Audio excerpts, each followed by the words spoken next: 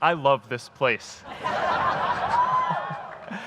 Thank you all for coming out in the rain, the pouring rain. We're going to make this worth it for you. President Faust, Board of Overseers, faculty, friends, alumni, proud parents, members of the ad board, and graduates of the greatest university in the world.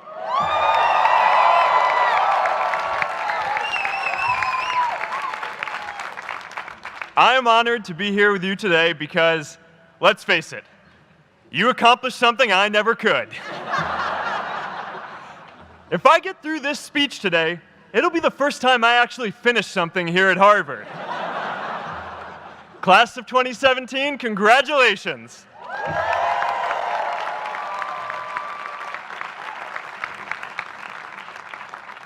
Now, I'm an unlikely speaker today, not just because I dropped out, but because we're technically in the same generation. We walked this yard less than a decade apart. We studied the same ideas and slept through the same Act 10 lectures. We may have taken different roads to get here, especially if you came all the way from the Quad.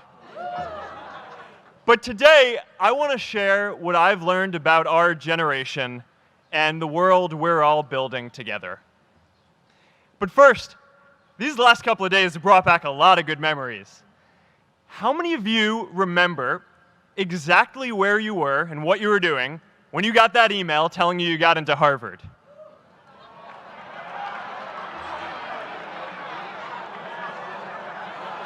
I was playing the video game Civilization, and I ran downstairs and got my dad, and for some reason, his first reaction was to video me opening the email. That could have been a really, really sad video.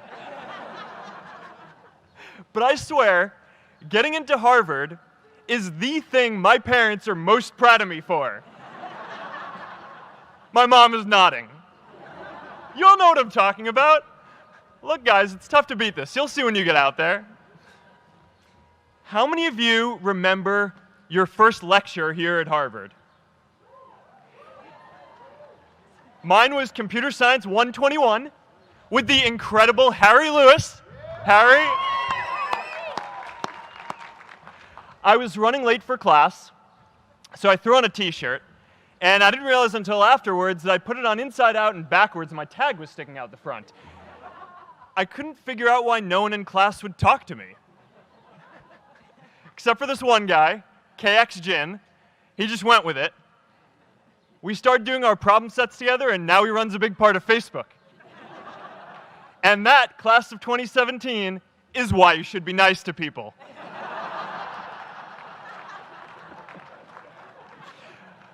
But my best memory from Harvard is meeting Priscilla.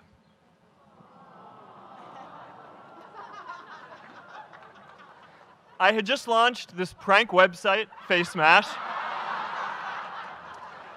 and the ad board wanted to see me. Everyone thought I was going to get kicked out. My parents drove up here to help me pack my stuff. My friends threw me a going-away party. Who does that? As luck would have it, Priscilla was at that party with her friends, and we met in line for the bathroom in the Foho Bell Tower, and in what must be one of the all-time most romantic lines, I turned to her and said, "I'm getting kicked out in 3 days, so we need to go on a date quickly." Actually, any of you graduating today can use that line. "I'm getting kicked out today. We need to go on a date fast." I didn't end up getting kicked out. I did that to myself. Priscilla and I started dating, and, you know, that movie made it seem like FaceMash was so important to starting Facebook. It wasn't. But without FaceMash, I never would have met Priscilla. And Priscilla's the most important person in my life. So you could still say it was the most important thing I built in my time here.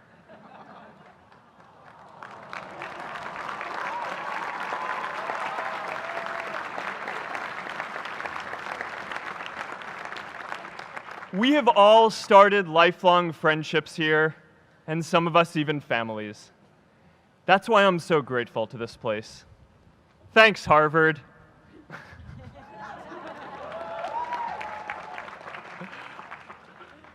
Today, I want to talk about purpose. But I'm not here to give you the standard commencement about finding your purpose. We're millennials. We try to do that instinctively. Instead, I'm here to tell you that finding your purpose isn't enough. The challenge for our generation is to create a world where everyone has a sense of purpose. One of my favorite stories is when JFK went to go visit the NASA Space Center, and he saw a janitor holding a broom, and he asked him what he was doing, and the janitor replied, "Mr. President, I'm helping put a man on the moon." Purpose is that feeling that you are a part of something bigger than yourself, that you are needed, and that you have something better ahead to work for. Purpose is what creates true happiness. And you are graduating at a time when this is especially important. When our parents graduated, that sense of purpose reliably came from your job, your church, your community. But today, technology and automation are eliminating many jobs. Membership in a lot of communities has been declining, and a lot of people are feeling disconnected and depressed and are trying to fill a void in their lives. As I've traveled around, I've sat with children in juvenile detention and opioid addicts who've told me that maybe their lives would have turned out differently if they just had something to do, an after-school program or somewhere to go. I've met factory workers who know their old jobs aren't coming back and are just trying to find their path ahead. For our society to keep moving forward, we have a generational challenge to not only create new jobs, but create a renewed sense of purpose. I remember that night I launched Facebook from that little dorm in Kirkland House. I went to Noakes with my friend KX, and I remember telling him clearly that I was excited to help connect the Harvard community, but one day someone would connect the whole world. The thing is, it never even occurred to me that that someone might be us. We were just college kids. We didn't know anything about that. There were all these great big technology companies with all these resources, and I just assumed one of them would do it. But this idea was so clear to us that all people want to connect. So we just kept working on it, day after day after day. And I know that a lot of you are going to have your own stories just like this. A change in the world that seems so clear that you are sure someone else is going to do it. But they're not. You will. But it's not enough to have that purpose yourself. You also have to create a sense of purpose for others. And I found that out the hard way. You see, my hope was never to build a company. I wanted to have an impact. And as all these people started joining us, I just assumed that that's what they wanted to do too. So I never took the time to explain what it was that I hoped we'd build. A couple years in, some big companies wanted to buy us. I didn't want to sell. I wanted to see if we could connect more people. And we were building the first version of Newsfeed at the time, and I thought, if we could just launch this, it could change how we all learn about the world. Nearly everyone else wanted to sell. Without a sense of higher purpose, this was their startup dream come true, and it tore our company apart. After one particularly tense argument, one of my close advisors told me if I didn't agree to sell the company right now, I would regret that decision for the rest of my life. Relationships were so frayed that within a year or so, every single person on our management team was gone. That was my hardest time leading Facebook. I believed in what we were doing, but I felt alone. And worse, it was my fault. I wondered if I was just wrong, an imposter, a 22-year-old kid who had no idea how things actually worked. Now, years later, I understand that is how things work when there's no sense of higher purpose. So it's up to all of us to create it so we can all keep moving forward together. And today, I want to talk about 3 ways that we can create a world where everyone has a sense of purpose. By taking on big, meaningful projects together. By redefining equality so everyone has the freedom to pursue their purpose. And by building community all across the world. So first, let's take on big, meaningful projects. Our generation is going to have to deal with tens of millions of jobs replaced by automation like self-driving cars and trucks. But we have the potential to do so much more than that. Every generation has its defining works. More than 300,000 people worked to put that man on the moon, including that janitor. Millions of volunteers immunized children around the world against polio, and millions of more people built the Hoover Dam and other great projects. And now it's our generation's turn to do great things. Now I know, maybe you're thinking, I don't know how to build a dam.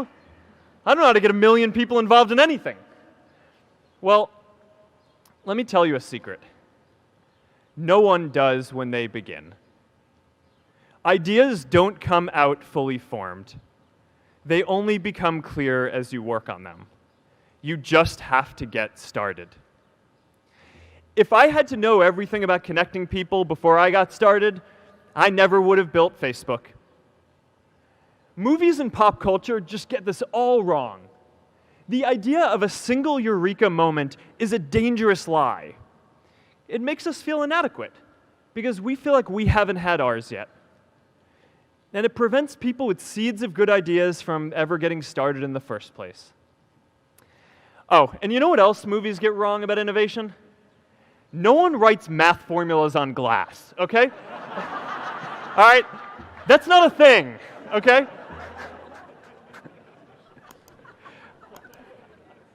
It's really good to be idealistic, but be prepared to be misunderstood.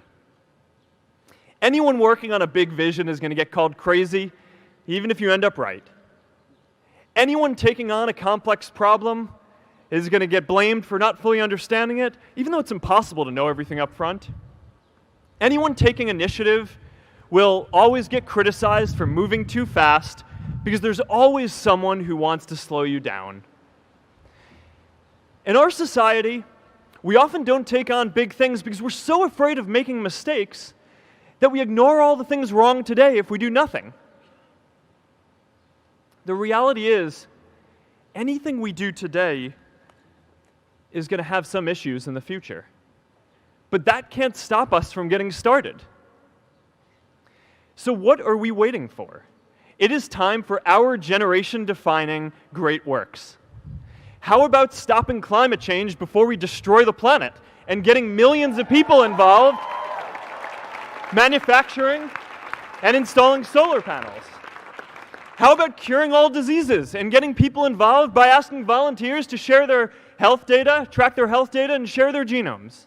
You know, today, our society spends more than 50 times as much treating people who are sick as we invest in finding cures so people don't get sick in the first place.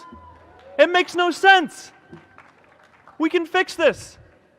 How about modernizing democracy so everyone can vote online?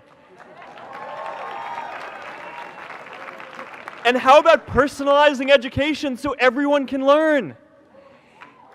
These achievements are all within our reach. Let's do them all in a way that gives everyone in our society a role. Let's do big things, not just to create progress, but to create purpose.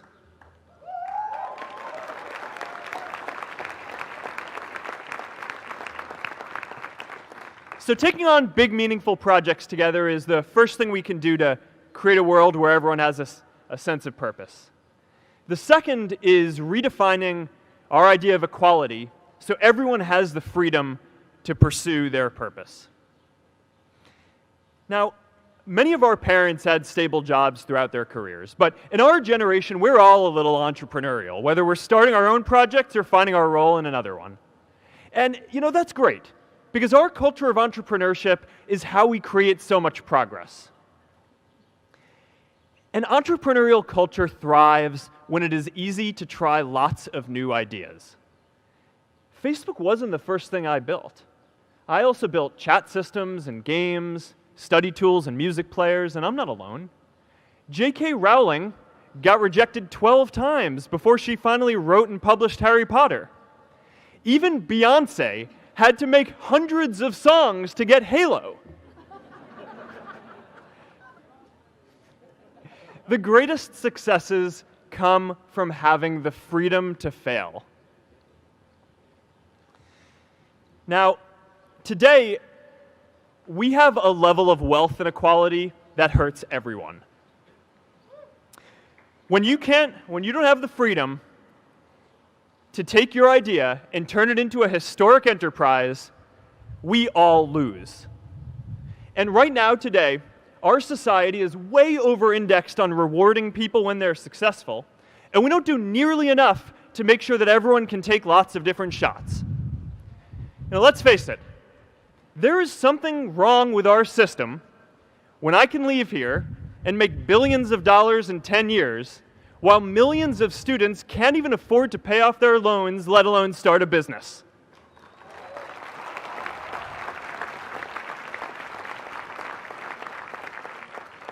Look, I know a lot of entrepreneurs, and I don't know a single person who gave up on starting a business because they were worried they might not make enough money.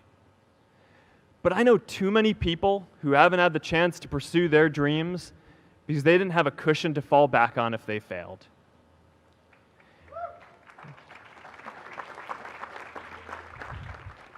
We all know you don't get successful just by having a good idea or working hard.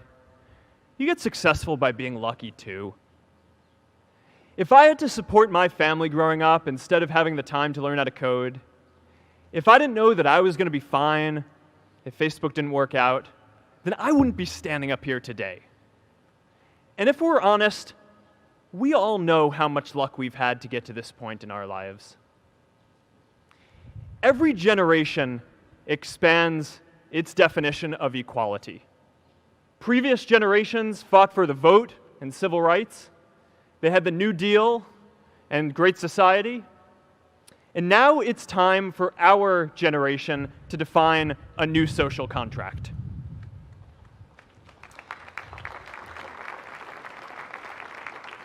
We should have a society that measures progress not just by economic metrics like GDP, but by how many of us have a role we find meaningful. We should explore ideas like universal basic income to make sure that everyone has a cushion to try new ideas. We're all going to change jobs and roles many times, so we need affordable childcare to get to work and healthcare that's not tied to just one employer. And we're all going to make mistakes. So we need a society that's less focused on locking us up and stigmatizing us when we do. And as our technology keeps on evolving, we need a society that is more focused on providing continuous education through our lives.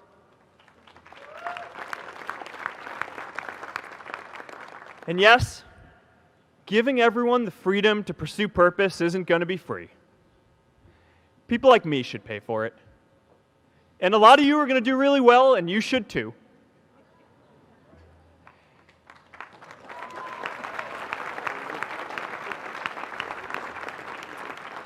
That is why Priscilla and I started the Chan Zuckerberg Initiative and committed our wealth to promoting equal opportunity.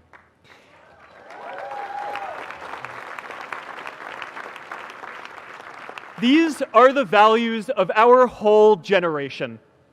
It was never a question of if we were going to do this. The only question was when. Millennials are already one of the most charitable generations in history. In just 1 year, more than 3 in 4 US millennials donated to charity, and more than 7 in 10 raised money for another one. But it's not just about giving money. You can also give time. And I promise you, if you just take an hour or two a week, that's all it takes to give someone a hand and help them reach their potential. Now, maybe you're thinking, that's a lot of time. I'm not sure if I have that much time. I used to think that. You know, when Priscilla graduated from Harvard, she became a teacher.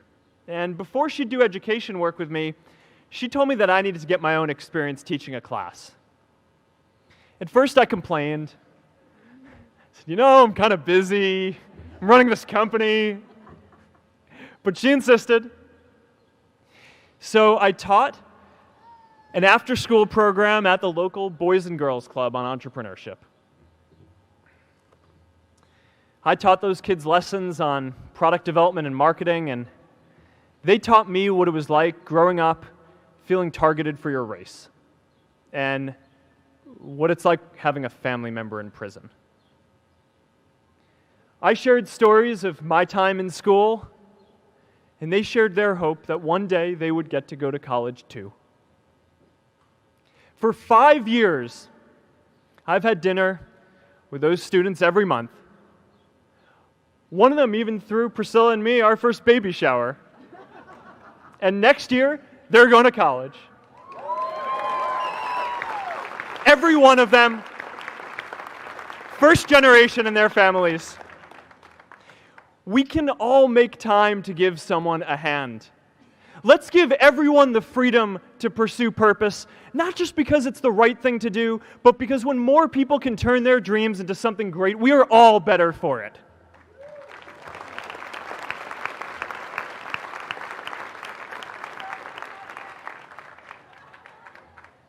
Purpose doesn't only come from work.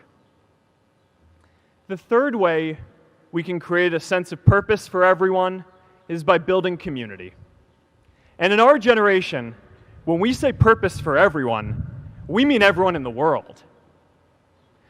Now, quick show of hands. How many of you here are from another country? All right, now keep your hands up. How many of you are friends with one of these folks? Now we're talking. See, we have grown up connected.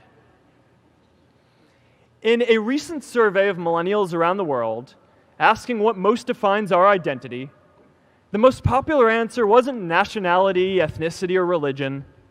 It was citizen of the world. That's a big deal. Every generation expands the circle of people we consider one of us. And in our generation, that now includes the whole world. We understand that the great arc of human history bends towards people coming together in ever greater numbers, from tribes to cities to nations, to achieve things that we could not on our own. We get that our greatest opportunities are now global. We can be the generation that ends poverty, that ends disease. And we get that our greatest challenges need global responses too. No country can fight climate change alone or prevent pandemics. Progress now requires coming together, not just as cities or nations, but also as a global community. But we live in an unstable time. There are people left behind by globalization across the whole world. And it's tough to care about people in other places when we don't first feel good about our lives here at home. There's pressure to turn inwards. This is the struggle of our time. The forces of freedom, openness, and global community against the forces of authoritarianism, isolationism, and nationalism. Forces for the flow of knowledge, trade, and immigration against those who would slow them down. This is not a battle of nations. It is a battle of ideas. There are people in every country for more global connection, and there are good people against it.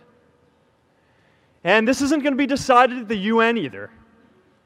It's going to happen at the local level when enough of us feel a sense of purpose and stability in our own lives that we can start to open up and care about everyone else too. And the best way to do that is to start building local communities right now.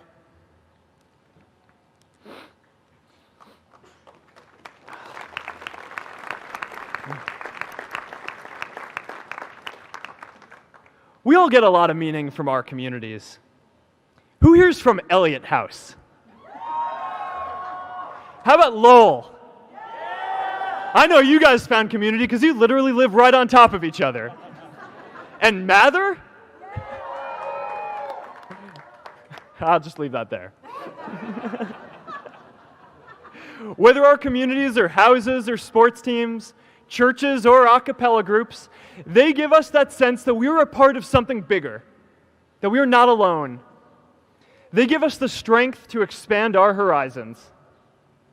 And that's why it's so striking that over the past few decades, membership in all kinds of communities has declined by as much as 1/4.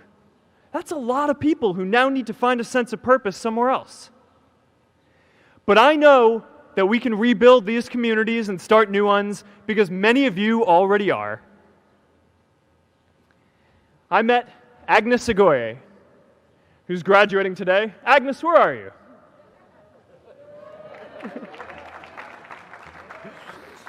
Agnes spent her childhood navigating conflict zones with human trafficking in Uganda, and now she's trained thousands of law enforcement officials to keep communities safe.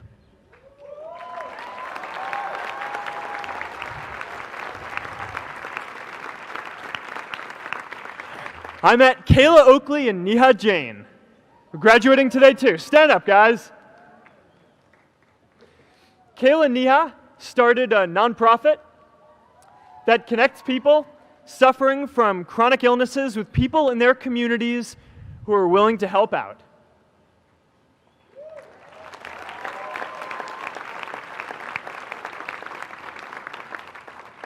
And I met David Razu Aznar, who's graduating from the Kennedy School today. David, stand up. David is a former city councilor who fought to make Mexico City the first Latin American city to pass marriage equality, even before San Francisco.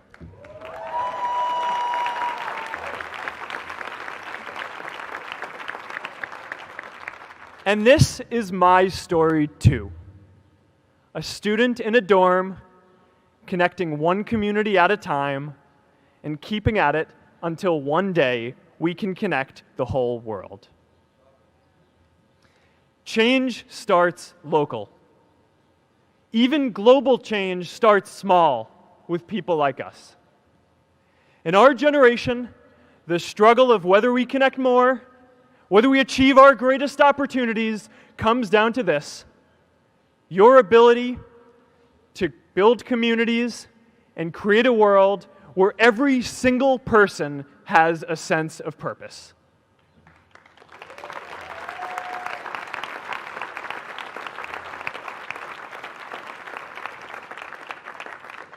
Class of 2017, you are graduating into a world that needs purpose. And it's up to you to create it.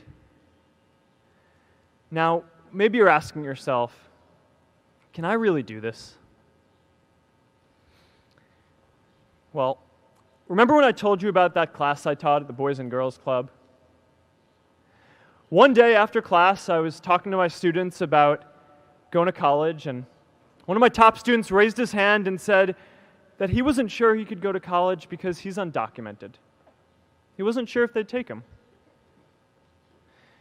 Last year, I took him out to breakfast for his birthday, and I wanted to get him a gift, so I asked him what he wanted, and he just started talking about struggles that he saw other students in his class facing, and finally said, I'd really just like a book on social justice. I was blown away. Here is a young guy who has every reason to be cynical. He wasn't sure if the country he calls home, the only one he's known, was going to deny him his dream of going to college. But he wasn't feeling sorry for himself. He wasn't even thinking of himself. He has a greater sense of purpose, and he's going to bring people along with him. It says something about our situation today that I can't even say his name because I don't want to put him at risk. But if a high school senior who doesn't know what the future holds for him can do his part to move the world forward, then we owe it to the world to do our part too.